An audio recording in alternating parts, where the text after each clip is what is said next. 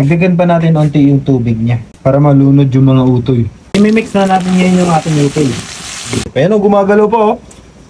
Lalagay natin yung isang basong Bear Brand munggo at utoy ngayong maulan na panahon. Kain na. How to cook utoy. Ayan, so mga exotic food ng Pilipino ito. Utoy ito sa amin sa Ilocano. Cook tayo. Lalagay na natin sa kawali. Tapos, lalagyan natin ng tubig. Papakuluan muna natin hanggang sa matuyo siya. Lalagay natin yung isang basong Bear Brand.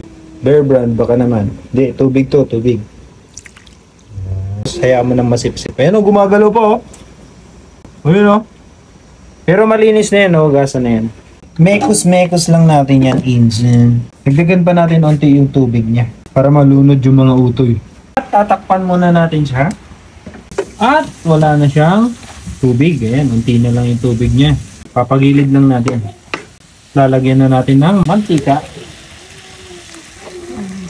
Isutay na natin yung ating bawang.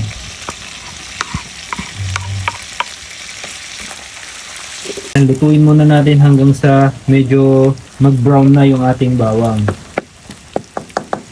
Ayan, brown na yung ating bawang. I-mix na natin ngayon yung ating utoy. Ayan. Ang bango ng amoy. So, depende na sa inyo kung gusto nyong lagyan ng ibang mga seasoning pa. Sa akin, asin tsaka oyster lang. Okay na. Asin. Pampalasa. Ayan, yung apoy natin. Ayan. Mahina lang yung setting. Yun, oh. Sarap. Pag medyo brown na yung itsura katulad nito, ayan, pwede na to.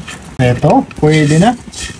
So, kung medyo matabang yung panlasa nyo, dagdagan nyo lang ng asin. Pwede na yan. So, mayroon na itong katas na malasa talaga siya. Kuha tayo. Yun, oh. Yun, oh. Ito na yung ating utoy. Ayan.